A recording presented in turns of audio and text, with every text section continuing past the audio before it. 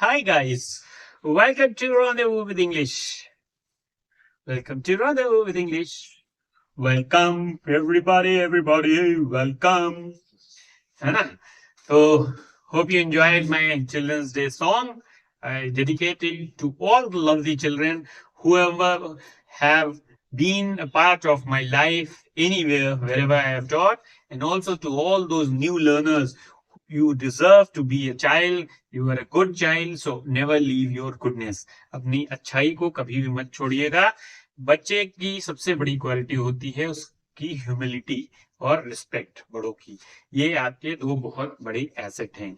अपने आप को कभी भी ये मत सोचिए that you are better than teacher, better than Elder.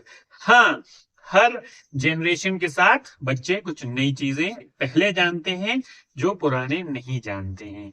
ठीक है, because they have not been in that scenario, in that situation, in that time. उनके समय में वो चीजें वो चलन में नहीं थी, वो टेक्नोलॉजी चलन में नहीं थी, शायद इसलिए उनको ये सब चीजें नहीं मालूम है. लेकिन आप जान सकते हैं क्योंकि आप उसका एक पार्ट है. तो इसलिए मैं आपसे यही कहूंगा कि अपने एसेट को बनाए रखिए. जो आपका सबसे बड़ा एसेट है, सबसे बड़ी क्वालिटी है, वो है ह्यूमिलिटी, मतलब काइंडनेस. विनम्र रहिए हमेशा और बड़ों की रिस्पेक्ट करिए. अगर कभी कोई बात बड़ों की नहीं भी पसंद आए तो शांत रहिए. ये हिंदी में मुहावरा है, कौ कह सके बड़ेन से, हुई बड़ी जो चूक, और दीने दे गुलाब की इन डालन पे फूल. यानी कि आप बड़ों से को ऑब्जेक्ट या गलत साबित कौन कर सकता है, ये मत करिए. अच्छे बच्चे, अच्छे लोग, स्टूडेंट्स, लर्नर्स वही हैं जो इन सब चीजों पर ज्यादा ध्यान नहीं देते हैं. ठीक है, so hope you are understanding what I am trying to say. Be a good child always. ठीक है, तो आज हम लाए हैं आपके लिए एक ऐसा टॉपिक जो आपको, जिसके लेसन्स बहुत यदा कदा ही देखने को मिलेंगे. इस टॉपिक के बारे में बहुत कम लोग बताते हैं.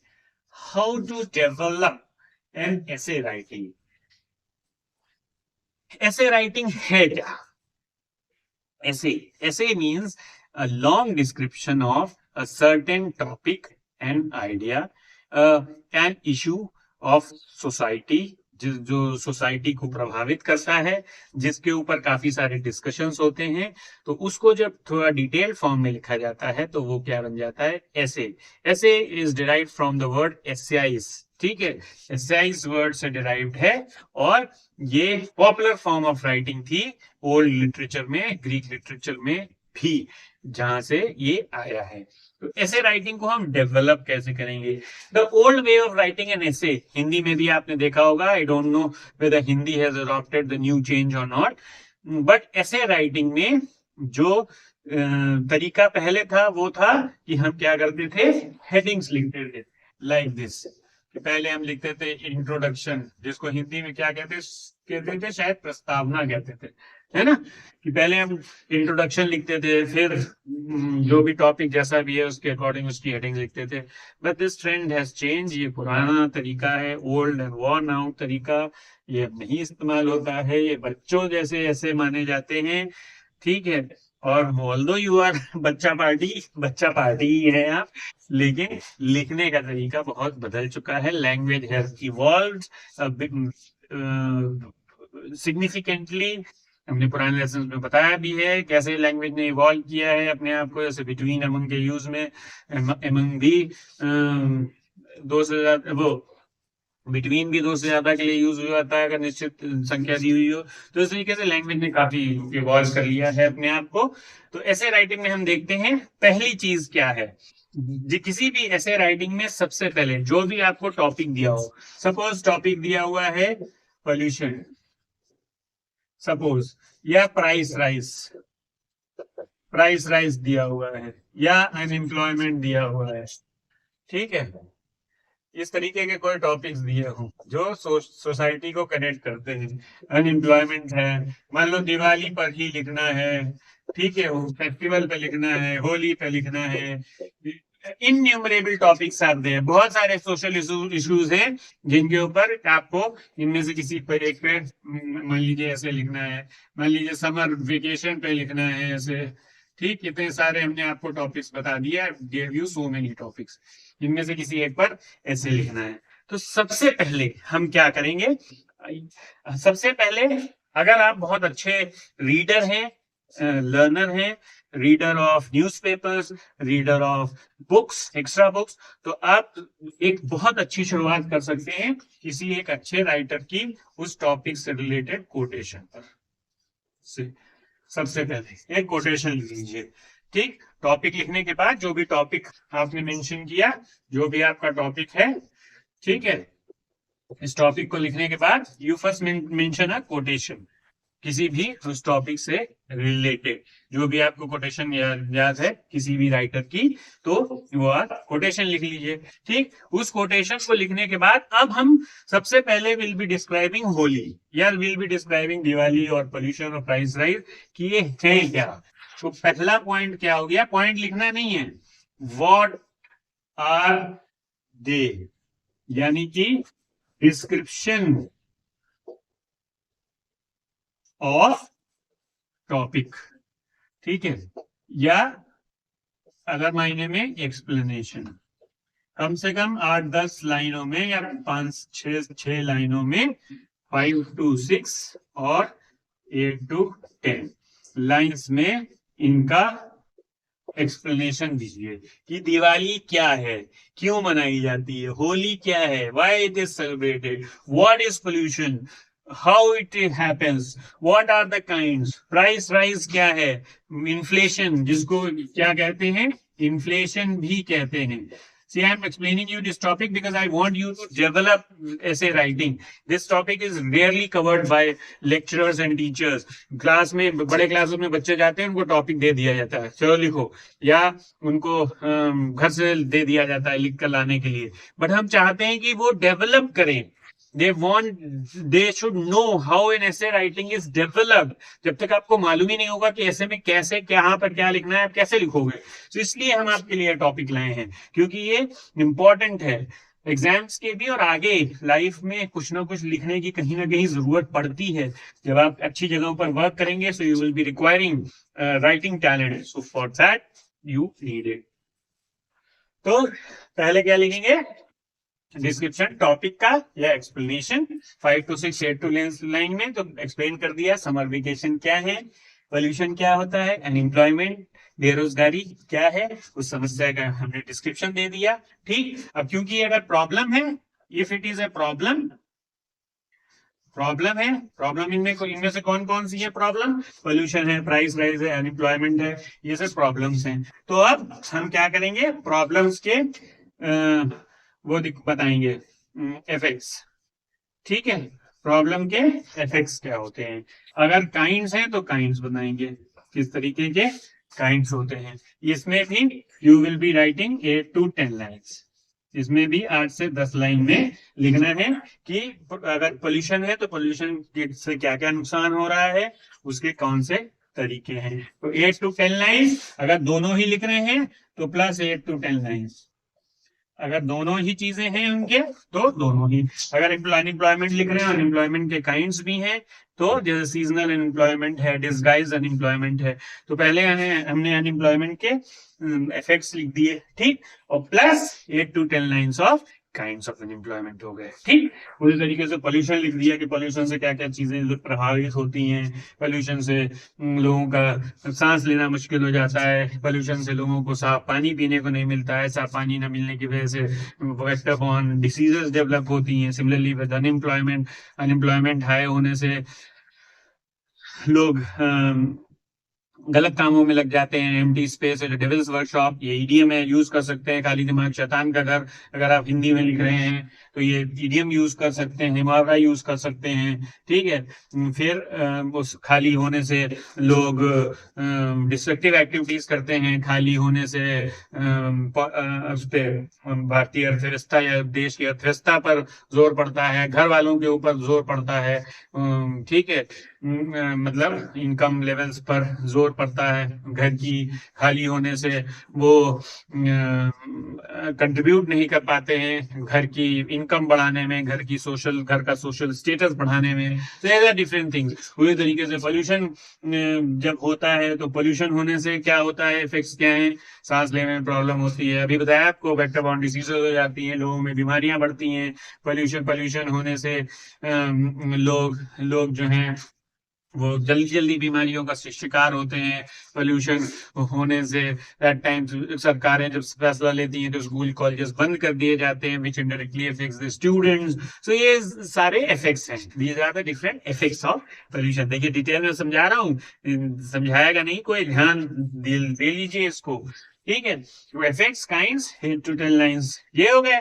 अब इसके बाद आफ्टर यू हैव रिटन, वो क्या है, डिस्क्रिप्शन कर दिया टॉपिक का, प्रॉब्लम, इफेक्ट्स, काइंड्स लिख दिए, ठीक। अब आप क्या लिखेंगे, अब इसके बाद सोल्यूशन लिखेंगे। इसका सोल्यूशन क्या है, सोल्यूशन में आप डिटेल सोल्यूशन देंगे तो एटलीस्ट 15 लाइन्स होनी चाहिए। 13 to 15 लिख लीजिए, थोड़ा कंजूसी से अगर, ठीक। 13 to 15 लाइन्स सोल्यूशन। तो पोल्यूशन को कंट्रोल कैसे करेंगे, जैसे हम क्या कर सकते हैं, the water should be treated and discharge into the river, the alternative sources of energy should be use, people should be educated so that they don't spread pollution, उनको शिक्षित करना चाहिए कि बहुत ज्यादा पोल्यूशन, कचरा ना फैलाएं, फैसिलिटीज प्रोवाइड करनी चाहिए ताकि पोल्यूशन जो वेस्ट मटेरियल है उसका सेग्रीगेशन अलग अलग किया है, उसके गीला सूखा कचरे की बात होती है ना, तो उसमें जो प्लास्टिक है, सॉलिड वेस्ट है, वो अलग चला जाए। तो उसके लिए क्या करना होगा, लोगों को सब डस्टबिन प्रोवाइड करने पड़ेंगे पूरे शहर को, क्योंकि कुछ लोग भाई नहीं अफोर्ड कर सकते हैं, जिनकी बहुत मंथली इनकम कम है। तो ये सारी चीजें करनी पड़ेंगी। उसी तरीके से अनएम्प्लॉयमेंट को दूर करने के लिए शिक्षा देनी पड़ेगी, शिक्षा के साथ नए नए कारखाने डेवलप करने पड़ेंगे, हॉस्पिटल सेटअप करने पड़ेंगे, स्कूल सेटअप करने पड़ेंगे, ऑफिस सेटअप करने पड़ेंगे, इंडस्ट्री सेटअप करनी पड़ेंगी, ताकि वहां पर लोगों को रोजगार मिल सके। भाई जब ज्यादा हॉस्पिटल करेंगे खुलेंगे तो ज्यादा नर्सेस चाहिए होंगी, वार्ड बॉयज चाहिए होंगे, डॉक्टर्स चाहिए होंगे, क्लर्क स्टाफ चाहिए होगा, एम्बुलेंसेस चाहिए होंगी। So many people will find job, isn't it? है ना। देखिए डिटेल में बहुत अच्छे से समझा रहा हूँ, बिल्कुल। अगर आपने इसको अच्छे से समझ लिया तो आप लिखना सीख सकते हैं, अगर आप में राइटिंग कैपेबिलिटी है तो आप लिखना अच्छे से सीख जाएंगे। फिर फाइनली जब सोल्यूशन आप लिख लेंगे तो क्या हो गया, मान लीजिए 10 लाइन्स ये लिखी, 10 लाइन्स ये लिखी, 15 लाइन्स ये लिखी, 10 plus 10 is 20, 20 plus 15 is 25। तो आप क्या, अच्छा ऐसे बन रहा है बिल्कुल। और बीच बीच में अगर आप इसमें चाहते हैं तो एग्जाम्पल्स दे सकते हैं, लाइफ से, सिचुएशन से एग्जाम्पल्स दे दीजिए, अपने से कनेक्ट करके एग्जाम्पल दे दीजिए, आपने कुछ किया, मैं ये सजेस्ट करता हूं, ठीक है। टेंस कोई भी use, tense past tense use कर सकते हैं, प्रेजेंट टेंस भी यूज कर सकते हैं, फ्यूचर टेंस भी यूज कर सकते हैं। टेंस का यहां लिख दूं, यहां लिख देता हूं, टेंस का, टेंस स्ट्रिक्टली फॉलो नहीं होता है, टेंस स्ट्रिक्टली नॉट फॉलोड। आप किसी भी टेंस में ऐसे राइटिंग को लिख सकते हैं, ठीक है, depending upon the different areas you are covering. And finally after writing all this you will be concluding again. कोई हेडिंग्स नहीं डालनी है। कंक्लूजन में क्या लिखेंगे, कंक्लूजन में लिखेंगे आफ्टर इफेक्ट्स ऑफ सोल्यूशन, ठीक है, आफ्टर इफेक्ट्स ऑफ सोल्यूशन। ये अगर जब सोल्यूशन दे देंगे तो उससे क्या होगा, और व्हाट शुड पीपल डू,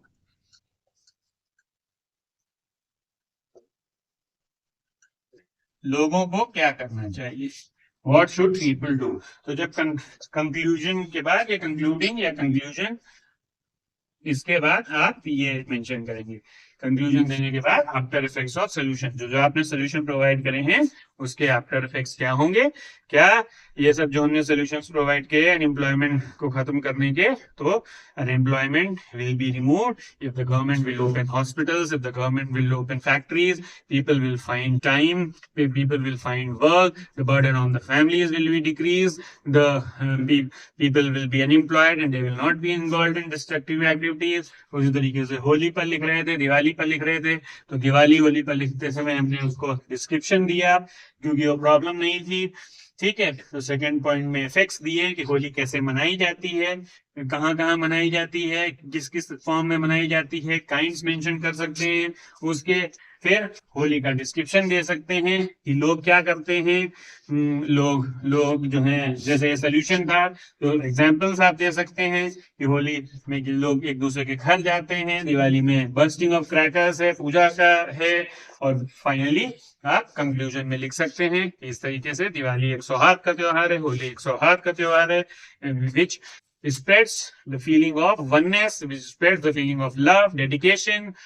ठीक है, अगर आपका कोई पॉजिटिव टॉपिक है जो प्रॉब्लम पर नहीं आधारित है, तो वो प्रॉब्लम पर था तो इस तरीके से लिखेंगे, अगर प्रॉब्लम पर नहीं है तो उसके काइंड्स हो जाएंगे, उसका सोल्यूशन हो जाएगा, उसके एग्जांपल्स हो जाएंगे। इसीलिए हमने सारी चीजें लिखी है। आफ्टर इफेक्ट्स और सोल्यूशन हो सकता है या कंक्लूजन में पॉजिटिव एस्पेक्ट्स बताए जा सकते हैं।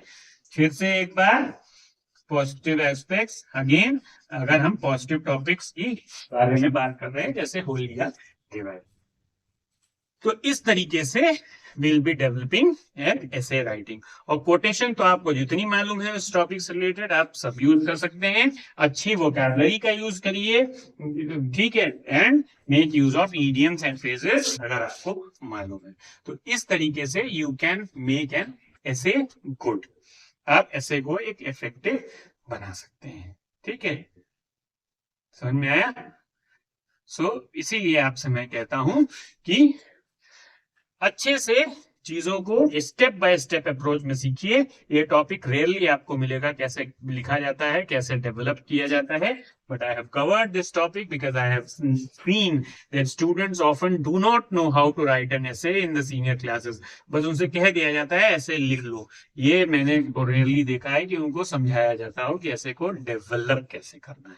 तो हमें आपको रट्टा मारने वाला नहीं बनाना है, हम चाहते हैं आपकी पर्सनैलिटी इंप्रूव हो, आपकी writing skills improve. So hope you enjoyed, hope you understood how to develop an essay.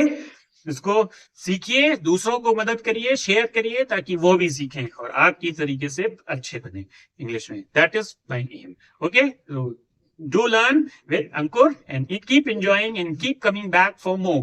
Bye.